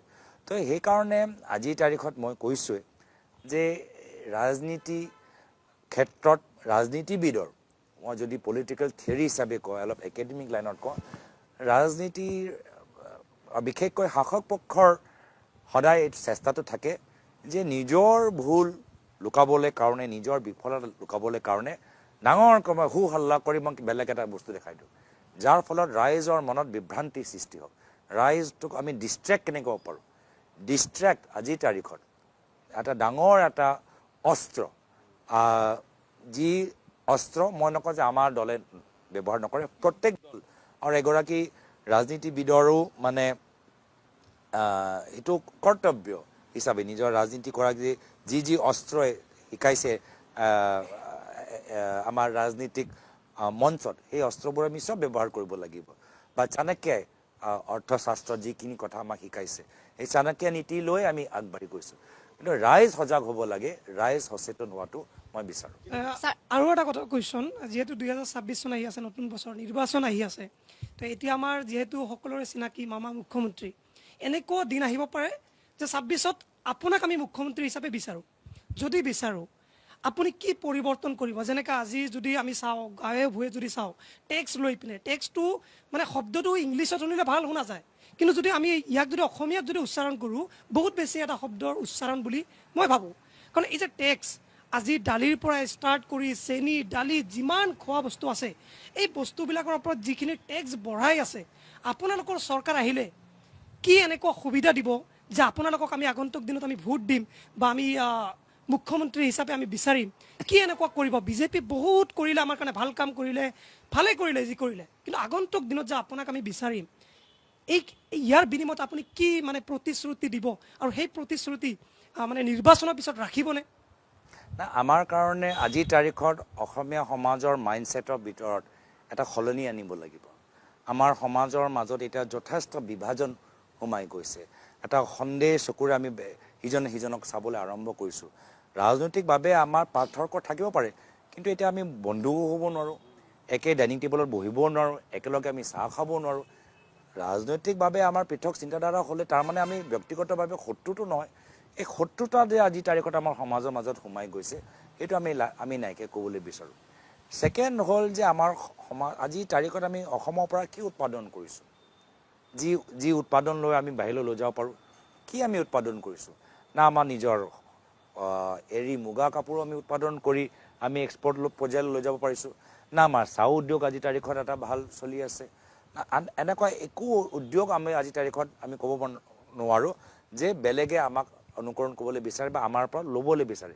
তো আমাৰ এই উদ্যোগ য'ত আমাৰ যথেষ্ট প্ৰতিভা থকা আমাৰ সমাজ আছে, প্ৰগতিশীল আমি এটা সমাজ গঢ় দিবলৈ পাৰোঁ, এটা মই প্ৰডাক্টিভ এটা ছ'চাইটি বিচাৰোঁ, য'ত আমি নিজৰ মাজত কাজিয়া কৰাতকৈ অসমখন আমি আৰু কেনেদৰে অৰ্থনৈতিকভাৱে আমি আৰু কেনেদৰে নতুন নতুন সামগ্ৰী বা নতুন নতুন বস্তুখিনি উৎপাদনৰ ক্ষেত্ৰত আমি যদি বঢ়াব পাৰোঁ, আমাৰ যদি SHG আছে, আমি বিজনেছ লৈ যদি আমাৰ বিজনেছ আছে এইটো ডাঙৰ লৈ, আমাৰ পৰা কিয় এটা আদানী আম্বানী আহিব নোৱাৰে? আমি যে সদায় বাহিৰৰ ঠিকাদাৰবোৰ লৈছোঁ, বাহিৰৰ কোম্পানী আমাৰ পৰা আমি ইয়াৰ পৰা অসমীয়া এজন ভাল আমাৰ 10 গৰাকী ব্যৱসায়ী, 20 গৰাকী ভাল খেলুৱৈ, 50 গৰাকী মধ্যম উদ্যোগ, 1000 সৰু উদ্যোগ, মানে 20,000 এণ্টাৰপ্ৰনৰ, আমি কেনেদৰে আমি তেনেকুৱা এটা সমাজ কিয় গঢ় দিব পৰা নাই? আৰু সেইটো হ'ব আমাৰ কাৰণে এটা চেষ্টা, যিহেতু বহুতে কৰিবলৈ বিচাৰে কিন্তু কৰিবলৈ সুবিধাটো পোৱা নাই, সুযোগটো পোৱা নাই। সেই সুবিধা সেই সুযোগ আমি দিবলৈ বিচাৰোঁ। আকৌ কৈছোঁ, আমাৰ চিন্তাটো হ'ল যে চৰকাৰে গোটেইখিনি কাম নহয়, আমি সকলোৱে মিলিজুলি কামখিনি কৰিব লাগিব। সমাজৰ মাজতো যথেষ্ট ভাল পৰামৰ্শ আছে, মানুহবোৰে বাহিৰলৈ গৈ তেওঁলোকৰ অভিজ্ঞতা আছে, তেওঁলোকৰ সকলৰ ভাল ভাল আইডিয়া লৈ কালেক্টিভলি আমি অসমখন আগুৱাই লৈ যাব লাগিব। ছাৰ, বিজেপি চৰকাৰে ইতিমধ্যে বহুতো আঁচনি দিছে, আমি গম পাওঁ। নিযুত মইনা আঁচনিয়ে হওক, বাবু আঁচনিয়ে হওক, অৰুণোদয় আঁচনি বহুত দিছে। যদি কংগ্ৰেছ শাসনত আহে তেতিয়াহ'লে কণ্টিনিউ চলি থাকিব নে বেলেগ আঁচনি আহিব? চাওক, আমাৰ যিখিনি আঁচনি আমি ভালদৰে ইমপ্লিমেণ্ট কৰিব পাৰি, এইখন চৰকাৰ ইমপ্লিমেণ্ট কৰিব পাৰিছে, যদি সঁচাকৈ দুখীয়া মানুহবোৰ উপকৃত হৈছে, তো আমি ভালটো কিয় আমি বন্ধ কৰিম? আজি যদি এইখন চৰকাৰে শিক্ষা দি আছে, আমি শিক্ষাটো আমি কিয় বন্ধ কৰিম? যদি এইখন চৰকাৰে ৰাস্তা বনাই আছে, আমি ৰাস্তাটো কিয় বন্ধ কৰিম? তেওঁলোকে স্কলাৰশ্বিপ দিছে, তো আমাৰ ইভেলুৱেশ্যন হ'ব কি কোনখন আঁচনি বাস্তৱভাৱে কাগজে কলমতে আছে নে বাস্তৱভাৱে ৰূপায়ণ হয় মানুহৰ জীৱনত কিছু পৰিৱৰ্তন আনিব পাৰিছে। যদি পৰিৱৰ্তন আনিব পাৰিছে, আজিৰ তাৰিখত আমি আৰু কেনেদৰে শুদ্ধ কৰিব পাৰোঁ? আজিৰ তাৰিখত PM কিষাণ যোগেদি খেতিয়কসকলক 6,000 টকা দিয়া কথা আছিলে, আমাৰ আপত্তি নাই। কিন্তু আমি দেখা পালোঁ যে বাস্তৱ খেতিয়কসকলে 6,000 টকাটো পোৱা নাই, টাউনত বহি থকা এজন মানুহে যাৰ খেতিয়ে নকৰে সেইটো পাইছে। বা বিভিন্ন আমাৰ মহিলা সম্পৰ্কত আঁচনিবোৰ আমাৰ বাগানৰ শ্ৰমিকসকলে নাপায়, কাৰ্বি অঞ্চলত গ'লে তেওঁলোকে নাপায়, দুখীয়া মানুহবোৰ নাপায়, বেলেগে পাই আছে। তো এইখিনি ক্ষেত্ৰত বহুত আমাক শুদ্ধ কৰিব লাগে। আৰু আমাৰ ফালৰ পৰা নতুন থাকিলে যে ঠিক আছে, মই আগতেও ক'লোঁ যে আটাইতকৈ দুখীয়া মানুহক বিভিন্ন ধৰণৰ সহায় কৰাটো উচিত, কিন্তু বাকীখিনি যিসকলে উপাৰ্জন কৰাৰ ক্ষমতা আছে তেওঁলোকৰ বাবে আমি কি কৰিম? বহুতে PhD কাৰণে স্কলাৰশ্বিপ নাই, আন্তঃৰাষ্ট্ৰীয় প্ৰতিযোগিতা যাবলৈ হ'লে, খেলৰ প্ৰতিযোগিতা যাবলৈ হ'লে তেওঁলোকৰ ওচৰত পইচা নাই, ব্যৱসায় আৰম্ভ কৰিবলৈ তেওঁলোকৰ ওচৰত মাটি নাই। তো এইবোৰ ক্ষেত্ৰত আমি কেনেদৰে এটা সুস্থ সমাজ আমি গঢ় দিব পাৰোঁ? আৰু মোৰ মতে যোৱা 5 বছৰত উন্নয়ন বহুতখিনি গুৱাহাটী কেন্দ্ৰিক হৈ গৈছে। মানে এক হিচাপে আমাৰ মামায়ো, আৰু বিশেষকৈ ফ্লাইঅভাৰ মামা, মানে ফ্লাইঅভাৰ মানে মইতো আজিৰ তাৰিখত দেখা নাই যে কোনো দেশত ফ্লাইঅভাৰ বনাই যথেষ্ট উন্নয়ন হৈছে। কোনোতো মই ইতিহাসত মই পঢ়া নাই, বা আজিৰ তাৰিখতো মই বেলেগ ৰাজ্যৰ দেশৰ উদাহৰণ পোৱা নাই যে ফ্লাইঅভাৰ বনাইখন মানে গোটেই সমস্যা সমাধান হ'ব। আৰু ফ্লাইঅভাৰ হৈছে চব গুৱাহাটীত, কিয় বাহিৰত গাড়ী নাই নেকি? বাহিৰত ট্ৰেফিকৰ সমস্যা নাই? তো সেইকাৰণে বাস্তৱ আমাৰ যোৰহাট, বঙাইগাঁও, আমাৰ ডিফু, আমাৰ হাফলং, শিলচৰ, পাটাকান্দি, কৰিমগঞ্জ, যে গুৱাহাটী বা বাহিৰত আমি উন্নয়নৰ ক্ষেত্ৰত মানে নগৰৰ উন্নয়নৰ ক্ষেত্ৰত অলপ বিকেন্দ্ৰীকৰণ হোৱাটো বিচাৰোঁ। এটা প্ৰশ্ন, আপুনি মানি লয়নে যে আঁচনিবোৰ আমি ভোট পাবৰ কাৰণে প্ৰস্তুত কৰোঁ? 2 নম্বৰ কথা, আঁচনিবোৰে আমাৰ মানুহক এলেহুৱা নিকাম্মা কৰিছে।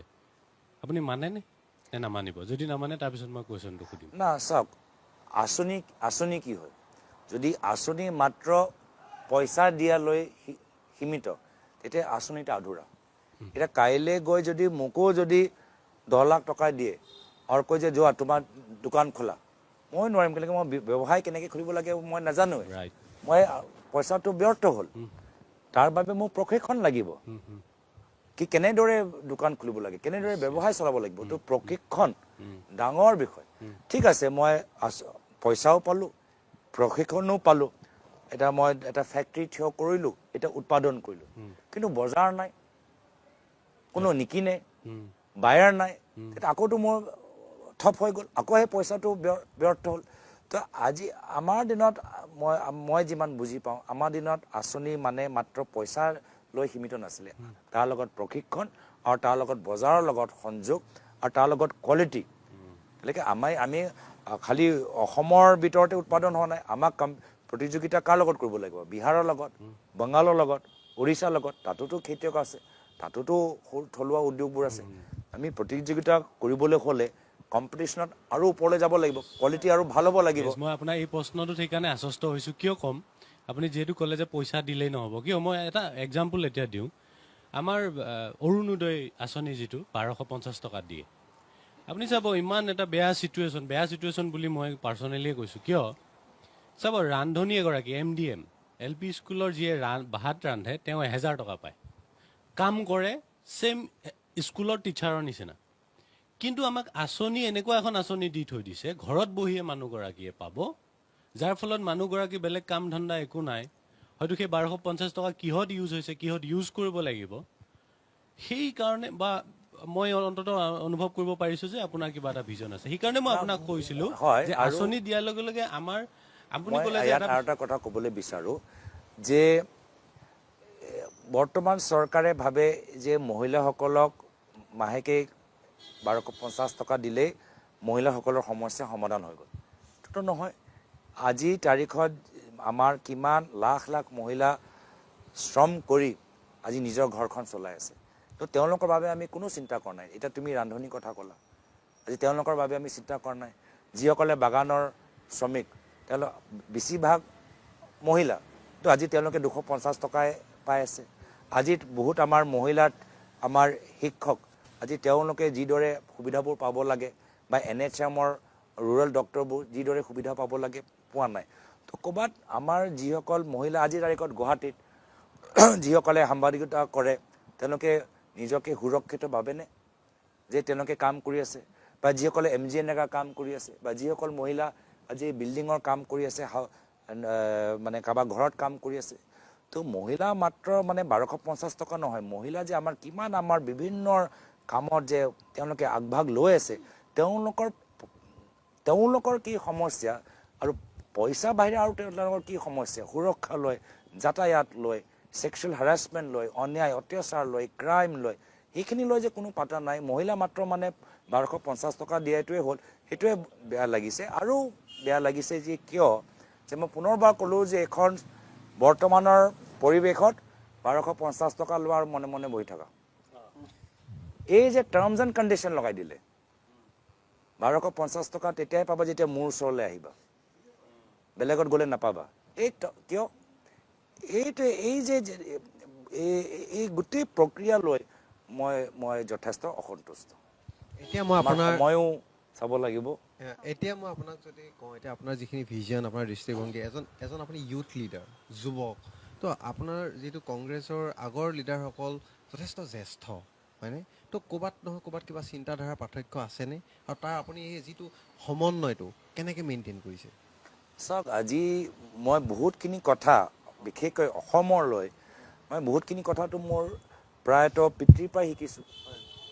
তেওঁৰ কেনেদৰে যুৱ সমাজক কেনেদৰে তেওঁলোকৰ মনোবল বৃদ্ধি কৰাটো বিচাৰিছিল, মঞ্চ এটা তৈয়াৰ কৰিছিল।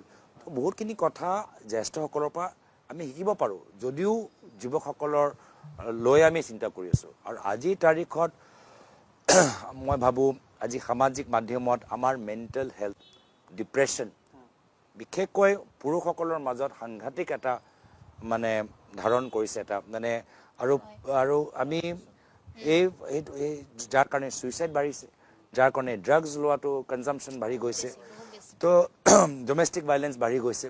তো বিশেষকৈ আমি মোৰ নিজৰ ব্যক্তিগত চিন্তাধাৰা যে পুৰুষসকল সৰুকালৰ পৰাই নিজৰ সমস্যাবোৰ নিজৰ জীৱনৰ সমস্যাৰ লগত নিজৰ জীৱনৰ প্ৰত্যাহ্বান লগত কেনেদৰে প্ৰস্তুত হ'ব লাগে কেনেদৰে ফাইট কৰিব লাগে অলপ তেওঁলোকৰ বাবে আমাক পৃথকভাৱে আমাক চিন্তা কৰিব লাগিব যিদৰে আমি মহিলাসকলৰ বাবে ছোৱালীসকলৰ বাবে পৃথক চিন্তা কৰোঁ যে শিক্ষাৰ ক্ষেত্ৰত কামৰ ক্ষেত্ৰত এই ধৰণৰ বিষয়ৰ ওপৰত বেছি গুৰুত্ব দিব লাগে একেৰাহে পুৰুষসকলৰ ক্ষেত্ৰতো এটা পৃথক চিন্তা আমাক লাগে আৰু মই যথেষ্ট চিন্তিত আজিৰ তাৰিখত মেণ্টেল হেল্থ ডিপ্ৰেশ্যন এইখিনি সামাজিক বিষয় লৈ মই এটা কথা জানিব বিচাৰিছোঁ মহিলাসকল মানে পলিটিক্সত যিটো ৰাজনীতি কওঁ আমি ৰাজনীতিত মহিলা বহুত কম আছে পুৰুষৰ তুলনাত এইটো কিহৰ কাৰণে আৰু আমাৰ নিচিনা আমাৰ জেনেৰেশ্যনৰ মহিলাসকলৰ কাৰণে আপুনি কি ক'ব বিচাৰিব চাওক প্ৰথমে আমি বুজিব লাগিব যে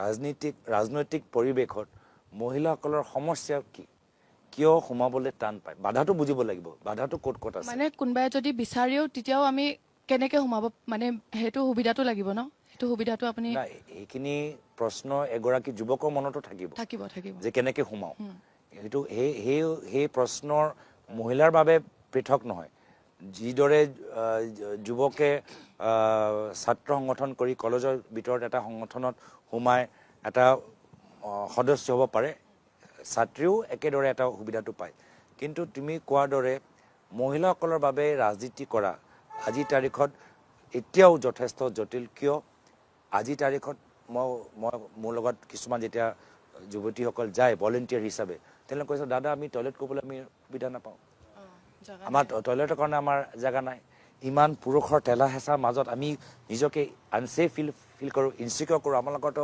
1000 মানুহ আহি যায় আমি ইমান মানুহৰ মাজত আমি নোৱাৰোঁ আৰু আমি পষ্টলৰ আমি জিন্দাবাদ কৰিবলৈ অহা নাই কিন্তু আমি নিজৰ মনটো লগাবলৈ বিচাৰোঁ আমি নিজৰ বৈদিক শক্তিটো ব্যৱহাৰ কৰিবলৈ বিচাৰোঁ আমি নিজৰ বৈদিক শক্তিটো কেনেদৰে ব্যৱহাৰ কৰোঁ আমাক এতিয়া ঘৰ যাব লাগে মই এগৰাকী মোৰ ঘৰত সৰু ছোৱালী আছে তাক চাবলগীয়া আছে মোক অলপ যাবলৈ দিয়ক তো গোটেইখিনি কাম ৰাতি কৰাতকৈ আমি দিনত কৰিব পাৰোঁ নে নোৱাৰোঁ তো বিশেষভাৱে মহিলাসকলক ৰাজনীতিত আমি কেনেদৰে তেওঁলোকৰ উপস্থিতি আৰু বহল কৰিব লাগে তাৰ বাবে এইখিনি যে আমাৰ কালচাৰ ৰাজনৈতিক দলৰ ভিতৰত যথেষ্ট মন্থন কৰিব লাগিব যিহেতু আজিৰ তাৰিখতো এইটো এটা মেল ডমিনেটেড পুৰুষে ডমিনেট কৰি আছে আৰু সেইটো আমি বেলেগ দেশৰ ভিতৰত দেখা পাওঁ যে আমি মানে 50-50 তো আমিও নিজৰ ৰাজনৈতিক দলৰ ভিতৰত ৰাজনৈতিক দলৰ নীতি নিয়মৰ মাজত সংস্কৃতিৰ মাজত আৰু মহিলাসকলৰ বিশেষ কি তেওঁলোকৰ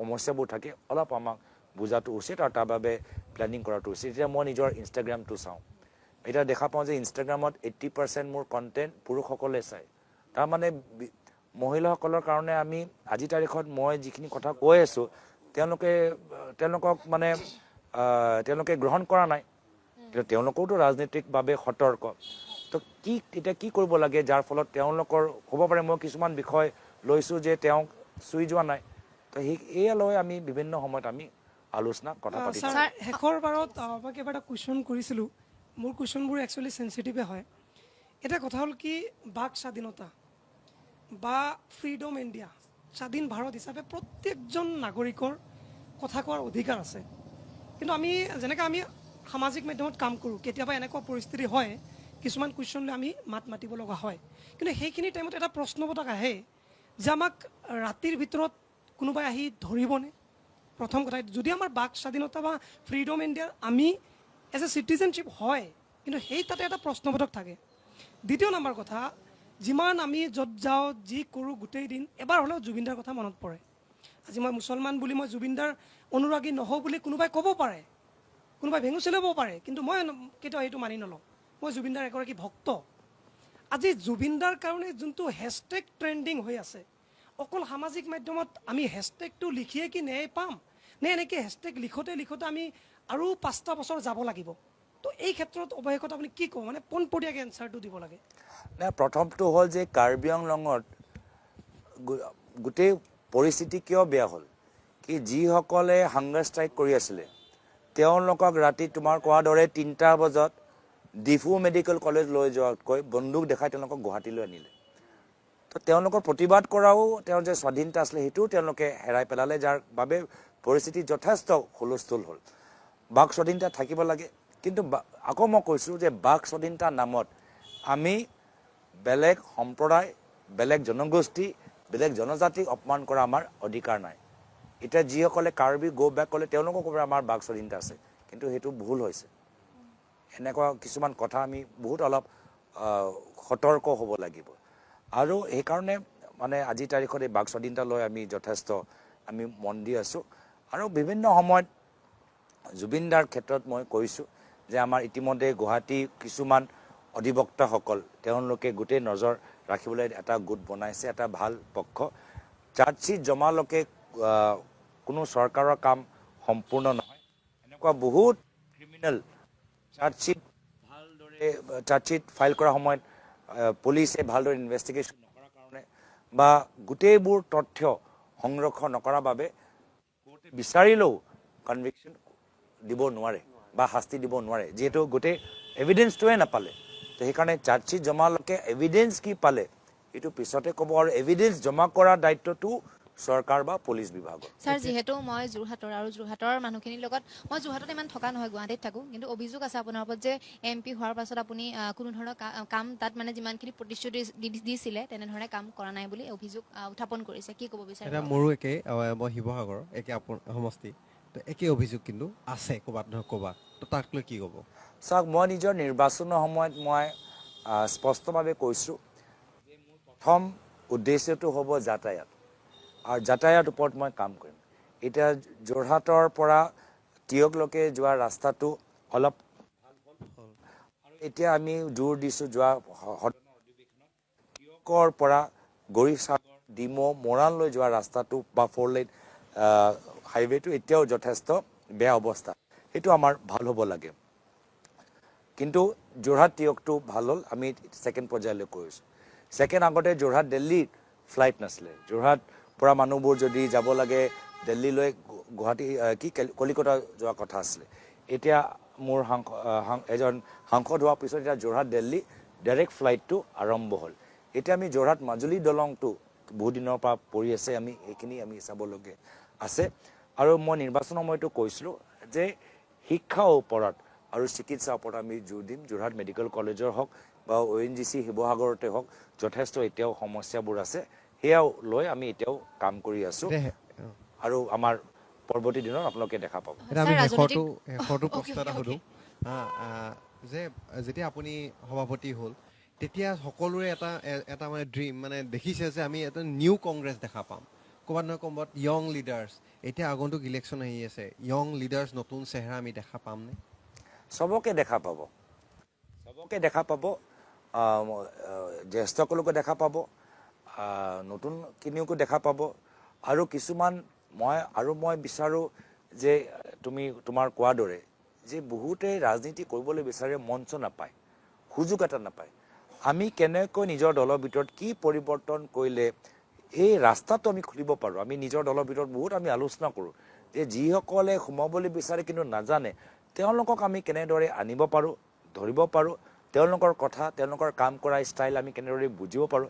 তেওঁলোকৰ বাবে আমি লাগে যিসকলে ৰাজনীতিয়ে নাজানে, নতুন মানে মাত্ৰ নতুন ৰাজনীতিক চেহেৰা নহয়, কিন্তু যিসকলে ৰাজনীতিও বুজি নাপায় তেওঁলোকৰো বাবে এই নিৰ্বাচনী প্ৰক্ৰিয়াৰ জৰিয়তে নিৰ্বাচনী ৰাজনীতি লগে লগে আমাৰ অসমৰ বাস্তৱ পৰিৱেশ কি এটা সুযোগ এটা পাওক, সেইটো আমালৈ আমাৰ চেষ্টা থাকে। ছাৰ, লাষ্টত এটা কুৱেশ্যন। ৰাজনৈতিক দলসমূহৰ মাজত সাধাৰণতে বাক বিতণ্ডা চলি থাকে, ইটোৱে দলে সিটো দলক মানে পোক কৰি থাকে, কৈ থকা আমি দেখিবলৈ পাওঁ। তোমালোকৰ মাজতো হৈ থাকেতো, সেইটোতো হয়েই বাৰু। তোমালোকৰ মানে যি তোমাৰ ডিজিটেল কণ্টেণ্ট আছে, ক'ত তোমালোকৰ বেলেগ বেলেগ গ্ৰুপ নাথাকে কওকচোন?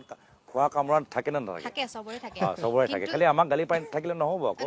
নাই, কিন্তু আমি বৰ্তমান সময়ত দেখি আছো খুব অশালীন মন্তব্য দি আৰু ব্যক্তিগতভাৱে আক্ৰমণ কৰে। ৰাজনৈতিক আক্ৰমণটো কৰিবই পলিটিক্সত, কিন্তু ব্যক্তিগতভাৱে আক্ৰমণ কৰাটো কিমান যুক্তিপূৰ্ণ বুলি আপুনি ভাবে? মই নাভাবোঁ, কিছুমানে ভাবে যদি তেওঁলোকৰ ইচ্ছা, মই নাভাবোঁ।